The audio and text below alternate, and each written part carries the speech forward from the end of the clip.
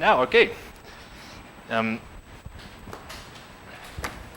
Okay, so there's just a little bit more talking for me to do, and then you can start on the exercise thing, which we'll also do tomorrow. So don't worry about the fact there's only an hour left. There's tomorrow as well. And so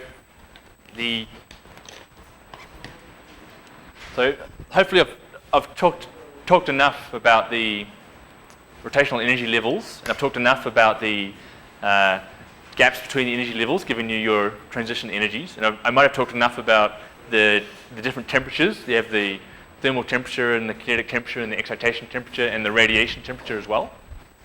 And so this is the overall picture of everything all together in an interstellar cloud. And so, of course, this is done not just in cartoon, but in reality as well.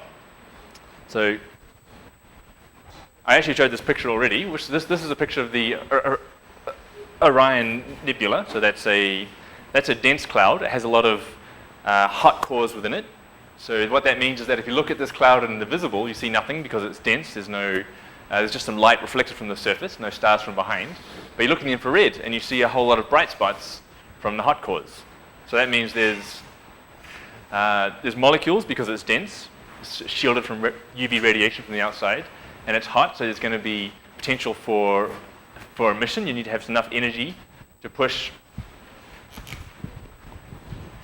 You have a molecule with some energy levels. Then you want to have some population, not just in the ground state, but in the excited states. What that means is that then there's the possibility that there'll be some emission, which is controlled by the Einstein A coefficient. And so if you have a high enough temperature that you have lots of excited levels, then you'll see a lot of this photo emission. And this is exactly what we're seeing here. This is the blackbody radiation emission. This is just the warm dust that's in the hot core. But if we look at a spectrum, so this is one point on that map. The point actually is not this really big one, but one of these two smaller ones. So if you just focus a telescope on that point and measure the entire wavelength spectrum, then you see the blackbody emission. I did show this picture already. This is the blackbody emission coming from the dust. And you see a lot of emission lines. And that's coming from a high temperature gas. There's enough high particles, enough molecules in a high rotational state that they fall down, releasing photons, creating these emission lines. In this case, most of the emission is coming from H2. So we need to talk a little bit about that because, as I said earlier, H2 doesn't have a rotational spectrum because it doesn't have a transition moment. It's too symmetric. If you remember,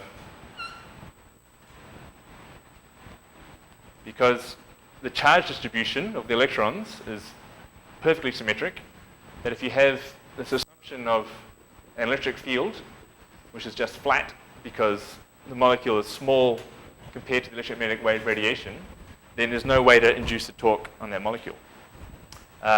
This approximation, by the way, of having a flat part of the electromagnetic spectrum where the molecule is known as the electric dipole transition. Okay. Electric dipole, electric because we've got electric fields, dipole because ideally you have a positive and a negative side. In this case, there's no positive and negative because it's hydrogen. You just have this plus and minus up and down. However, if you think about the next level of approximation, the next higher order of this electromagnetic wave, say that the hydrogen molecule wasn't at the peak there, it was somewhere like this, then it's actually, in that region, is actually a slope to the electric field. Meaning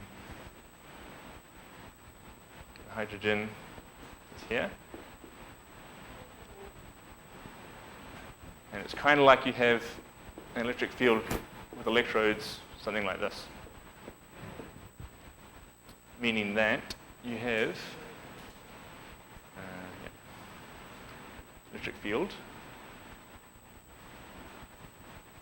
getting stronger and stronger and stronger as you're on the slope. What that means is that you now have an asymmetry around the molecule. In this case, you have a symmetric molecule, H2, symmetric electric field. So there's no torque generated. In this case, the molecule is symmetric, but the electric field is not. So in this case, you can have a the electrons that are here feel a force towards upwards. The electrons on this side of the molecule feel a force downwards. But because the electric field is stronger, then you get a larger force. There's a torque. So this is the electric quadrupole. That's the electric dipole, the electric quadrupole, because now you have one point here and one point here. You can think of this, you have one point here, and then you need to just define 4 points on this electric field curve to actually define the shape of it.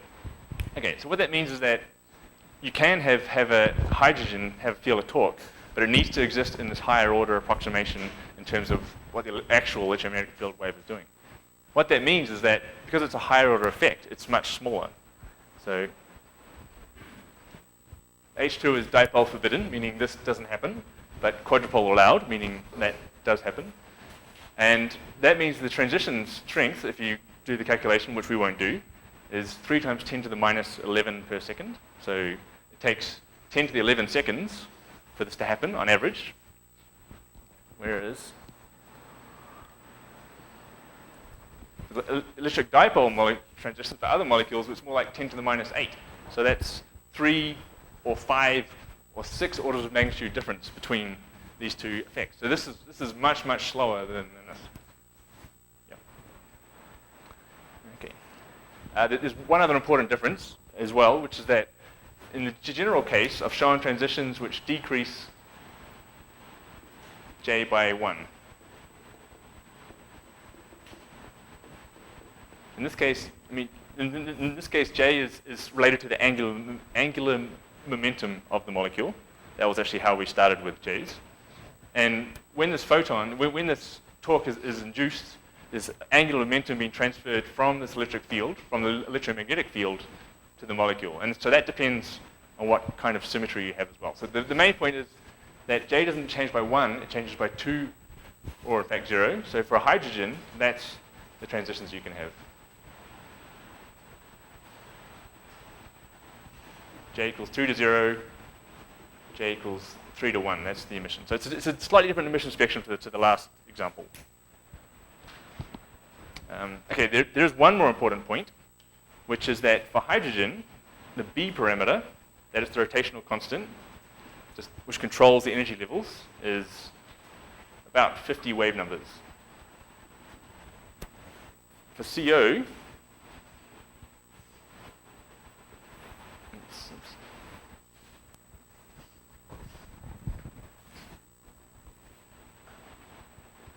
it's about 2 wave numbers. So if we draw a graph of the hydrogen levels going up in energy, the CO levels are much closer together because the energy is equal to the rotational constant times J plus 1. So the gap between the hydrogen levels is 25 times more than the gap between the carbon monoxide levels, which normally it wouldn't seem like much of a significant detail, except for the fact that in the bigger picture,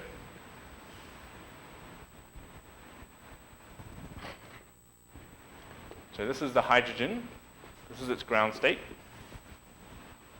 and as you know, we have vibrational levels and rotational levels smaller than rotational levels. Because this number is so big, rotational levels are actually not much less separated in energy for hydrogen than the vibrational levels. So really, each rotational level is almost as big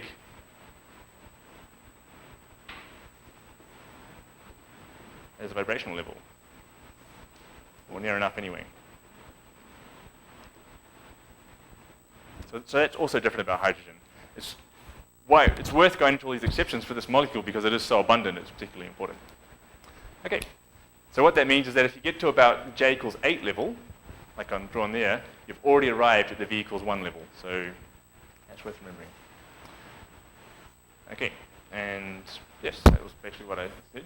So this graph is just to emphasize the point that this effect is much weaker than this one. If you plot the electric dipole transition moment of carbon monoxide and hydrogen, it's like this. And you notice that it's changing. It's increasing as you have transitions from higher and higher levels, whether you start from here or here or here. And that's because of this new cubes dependence. Because as you go to higher and higher levels, the transition frequencies become larger and larger, and the new cube starts to become important. Okay, so we need those details to explain the spectrum a little better, because all these lines with labels here, which I point down to one of the lines in the spectrum, is a different hydrogen transition. And the first label, in this case it says 2 to 1, that's referring to the fact that it's a transition from the V equals 2 to the V equals 1 level. And then the next part of the label says it's a O3. That means that it's a transition from the third rotational level of the V equals 2 level, the fifth rotational level of the V equals 2 level to the third rotational level of the V equals 1 level. In this case, the third means the 3, and the O tells you that it's plus 2. That's the symbol. OPQRS is a code way of saying how much the rotational level changes from the top and the bottom of a transition. That's not so important, except that if you want to understand why we see these different rows of lines, we're looking at different vibrational transitions. V equals 2 to V equals 1, V equals 1 to V equals 0, and V equals 0 to V equals 0. That's just within the ground state vibrational level. Okay. So that's what that spectrum is showing us. Hot H2 in the Orion molecular cloud. And if you look at just one of these levels, it's this one, which is taken from that graph, then you not only have its position, you also can measure the intensity, the integrated area under the line. That's the number of photons being emitted out of the cloud at that, because of that transition. And so this we're going to describe in terms of the flux, which is a pretty good formula. Let's see.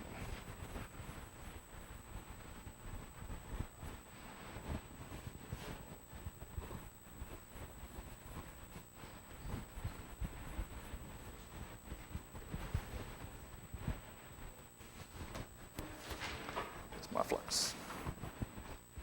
Let me turn this on.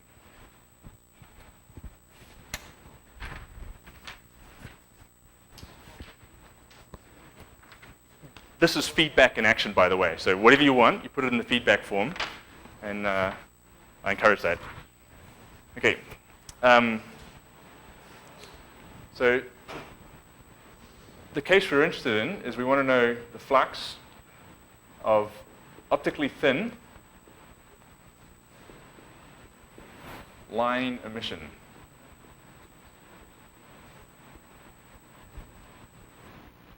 So optically thin, that tells us that our cloud has molecules in it that are emitting radiation, but the cloud is so small that the radiation emitted on one side has no chance of being absorbed by another molecule on the way out. If this radiation gets absorbed, it doesn't escape the cloud, we don't see it, so that it's optically thick. There's no, that's the idea. So we have to have a cloud that is quite thin and perfectly rectangular, of course, and three-dimensional. Okay. And the idea is that the telescope that we're observing this with, over here, observes the cloud with a certain beam size, like observing a circle on that interstellar cloud. And the other assumption we're going to make is that this beam size is smaller than the cloud. I mean, if you have a star, this is looking at the star, you can have a beam size which is significantly larger than the star. Our cloud, that we're assuming, is much bigger than the beam. So that's an important boundary condition. Okay, we give this thickness. We're going to give this a distance. And what else are we going to give this? We're going to give this, we're going to give this a solid angle. Meaning that the not just the opening angle of this telescope, but the full solid angle on the sky that it's seeing. The idea is that you're effectively interested in not just the beam radius, but how much radiation has been collected within the full area of the beam. And yeah. And of course, our actual detector has some kind of area the size of the dish collecting the photons.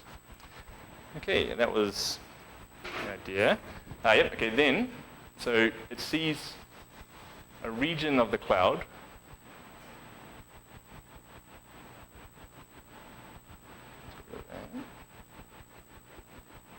in the shape of a cylinder looking through the cloud. So we can say that there's a volume here. This is, yep, okay. So, what's everything? Oh yes, and the final point was that inside this cloud, there's a certain density of molecules. And some of those molecules are in their ground state, and some of those molecules are in an excited state. But they add up to a certain density, molecules that we're going to observe.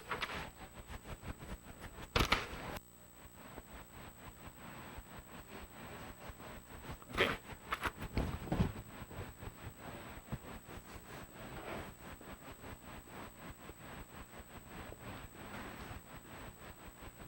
So the first question is how many molecules get emitted from this cylinder that the telescope is looking at.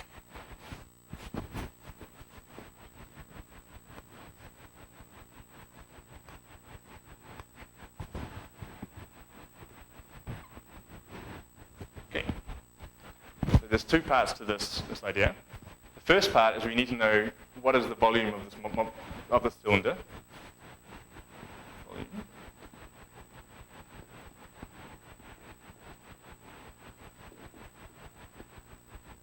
And then we want to know how many molecules within the cylinder are emitting radiation in some direction. So that we need to know, first of all, we have a two-level system in this case, N2, N1, some number of molecules in either level. So the emission we're talking about is this happening. So for this emission, it's going to be proportional to how many molecules there are in the volume in level N2. That's just on there. And the Einstein A coefficient. The probability of any one of those molecules emitting a photon in 1 second. Okay? All right.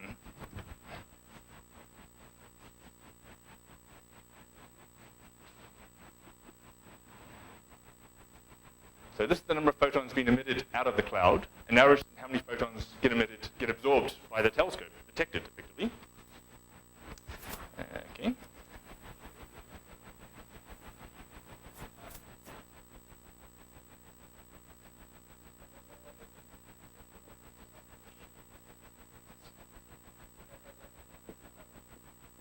Okay, this is the first part of the equation, which is just this part of the equation.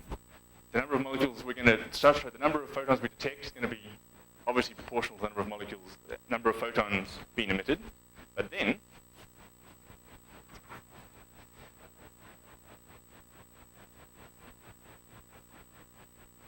we have to consider the fact that these photons being emitted out of the volume are in any direction, and they all get absorbed by the universe somewhere.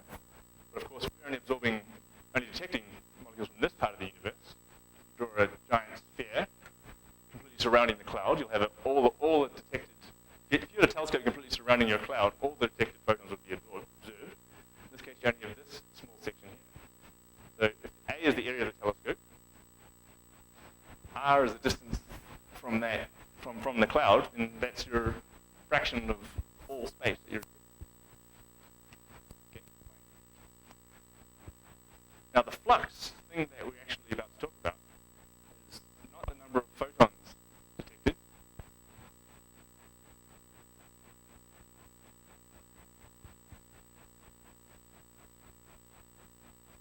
Per second.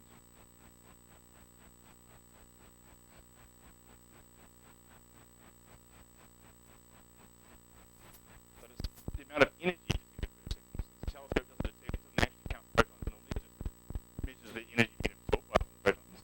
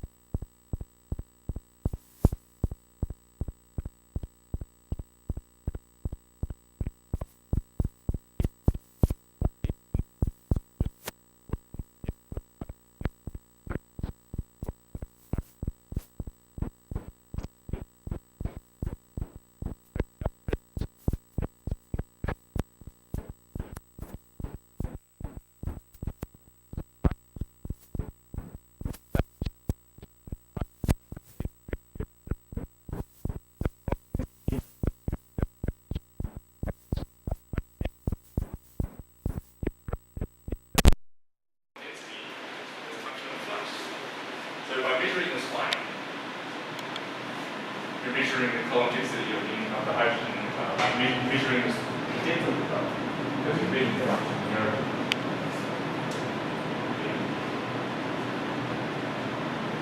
So that's looking at one line. J equals 2 to 0. The question is now, if you look at more than one line, and we start looking again about the temperature of the gas. So there's J equals 2 to 0.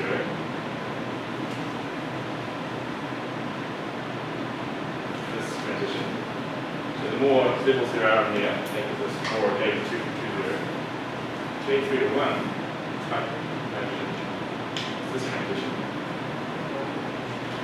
So by measuring the strength of these lines, we're measuring how many molecules there are in each level producing the radiation. And once we start having multiple levels, we can start to work out the distribution of molecules at each level, Boltzmann distribution. And then we can calculate the excitation temperature. This is exactly going backwards. Normally we start with the excitation temperature to determine population for each level, and you know how strong the lines are. Now we look at the lines, work out how much population must be in each level. And this is the formula to do that. This is the Boltzmann distribution for the E2 level. Degeneracy of the level, that's what we're going to do that. And the excitation temperature. And so that collates these two formulas. And then you can rearrange this, and you have a measurement of the column density, and you measure the degeneracy. Some constants, which actually you're not going to worry about. And then the energy over the excitation, this is a rearrangement of this formula. It's experiment a lot. And what you basically have is a formula that says A equals B plus minus C times X.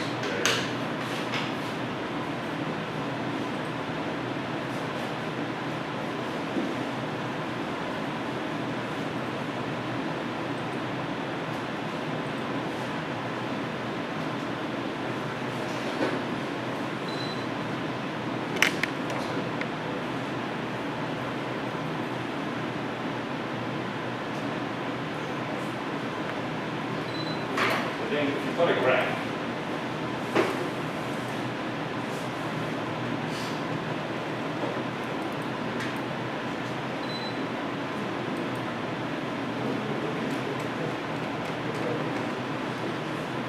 this is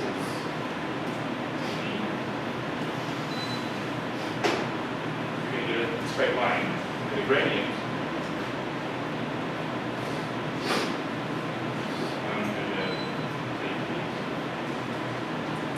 So we measure one transition, J equals 2 to 1. That is the energy 2 to 1. That gives us the point on this graph. We also measure J equals 3 to 1. J equals 3 to 1 transition, you get another point on this graph. You measure more and more transitions, you can measure distribution of energies against column density and work out the exact equation. And that's how it's done nearly everywhere. So we did that in Orion. So these are all the different energy levels of all the transitions observed in the spectrum. And this is the column densities measured for all those transitions by looking at their fluxes. Put that on one curve, and you get something going down like this. Exactly because it has to like that. The thing that makes it interesting in this particular case is that we have each row is all the rotational transitions observed for a particular vibrational level. These are all the vibrational levels that are observed because hydrogen has similar rotational vibration to each other. And when you look at the slope of these lines, you work out the temperature. The problem is in this case you have not a straight line, you have curving lines, or maybe you have two straight lines. This is not another straight line. The point is that each point represents a flux that you measured to change the column density. In this case, that means they didn't measure a line. See, this is the box with an arrow pointing down. They know that there should have been a line somewhere in the spectrum belonging to this line, to this transition, and they didn't observe it. So they can say, whatever flux is, it must be less than some value. That's why these are upper limits. So the real value is probably follow this line. It's not a significant deviation. Okay, so if you did a calculation, you get a temperature of 600 Kelvin and 3000 Kelvin. Which at this point is kind of the point of doing this, because now we're really studying the temperature in this remote cloud and the atmosphere. So in TMC1, you see these two temperatures because you have two kind of floats. And what it means is that you're not looking at one thing, you're looking at different parts of the cloud. And that the photons are adding together because we can't do something. You see some 600 Kelvin hydrogen, some 800 Kelvin hydrogen, and some even hotter hydrogen. Some even hotter hydrogen. And a whole lot of cold hydrogen, which you're not seeing, which you won't discuss, but that's the kind of thing you can see. And the idea is that what you're looking at is I'm so happy with this pre-planned here. I don't know if it's just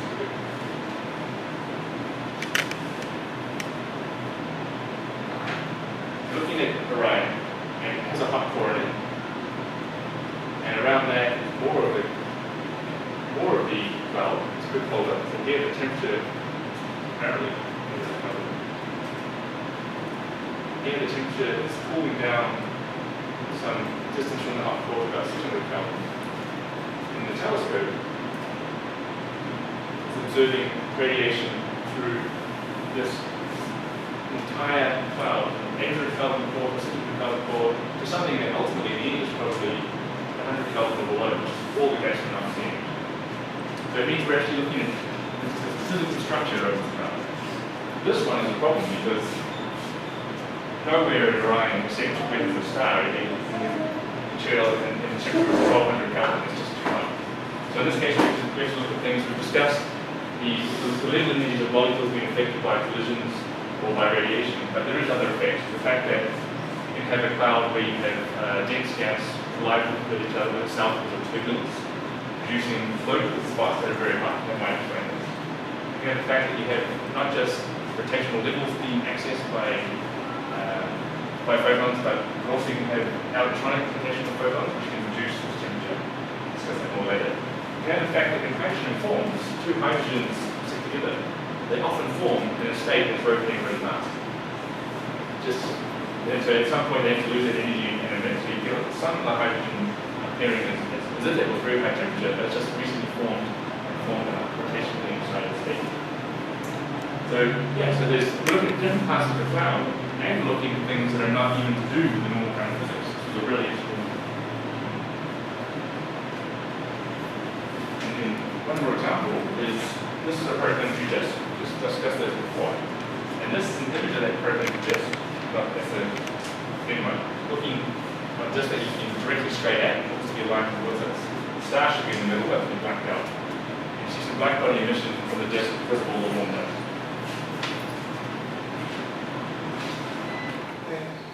How do you black out the star?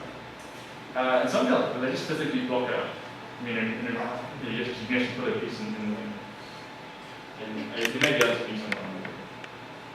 And you look at this disk and look exactly like the hydrogen, you see this is a spectrum of that disk. You see it's blackbody emission and lots of lines appearing. In this case, it's not hydrogen rotational lines, it's carbon monoxide. And once again, if you work out the column densities of carbon monoxide from the strength of these lines, you get two temperatures. 78 Kelvin and 270 Kelvin.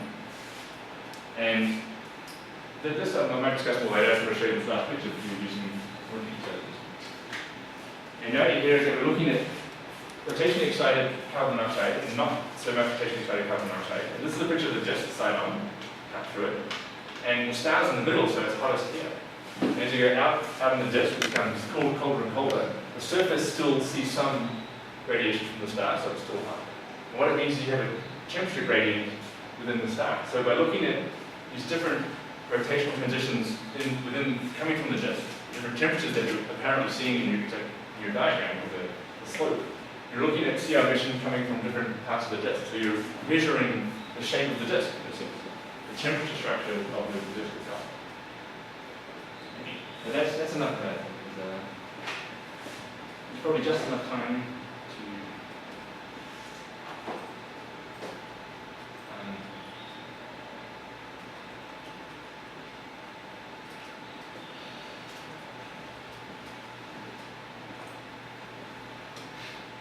Oh, there's 20 minutes left, I guess, so maybe we can start with the exercise.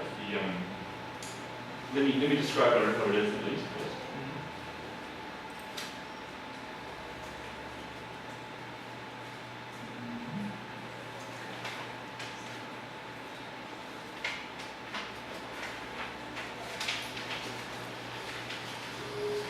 Okay, this is what I put on the manual every day. And the idea was to make these tests, so that's the main part of your grading, because it's kind of a reasonable thing to just keep make sure see and whatnot. But I mean, these lectures are kind of interesting, but it's much more interesting for everybody to solve problems like that. And particularly in the sense that, I mean, the amount of time people spend looking at a simple, deriving equations and drawing them on the board in the real science world is virtually zero. And the amount of time you spend on a computer trying, why is this not working, is virtually 900%. So that's what we should do, I think. And the idea is that you might have already looked, there's just a list of instructions and projects to do, which is all to do with the stuff we're talking about today and today. And I noticed to work through that in the class, probably tomorrow now, because then we can talk about it. I mean, you can talk to each other, you can ask me questions, and then the idea more is to complete the exercise, and rather than do it independently as a test. So you look for returns on the results, and then will be looked at and graded and things. But that's not essential. And it's all computer work, so I've been told that everybody here is pretty good with computers. It seems that way, in fact. But I added another file of my own invention, which goes through just some basic computer programs and scripts that do things that are necessary to do this kind of stuff, which might be a good thing to look at first if you're not so familiar with Python programming. Alternatively, you can use MATLAB or something as well, that's totally fine. And yeah, so tomorrow we'll start with that, and hope you spend the entire session and work some things out. It says the assignment will close at the end of Friday, 22nd. Yeah, maybe I'll appreciate it Monday. Oh, okay. So it's going to be all day to yeah. Again, if anyone wants to work on it now, I'll be here, but otherwise, your idea was time, wasn't it?